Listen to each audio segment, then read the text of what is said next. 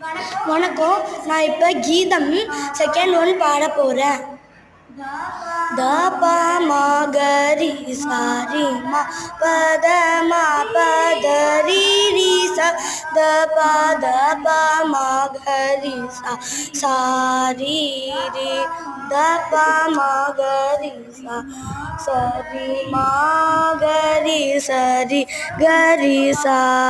இப்போ ஸ்வரம் முடிஞ்சிச்சு, பாட்டு பாடலாம். குந்த கௌர கௌரி வர மந்திராய மானம கூட மந்தாரா குசுமாகர மகரந்தம் வாசித்துவா ஹேமகூட சிம்ஹாசன மந்திராய விருபாக்ஷ மானம கூட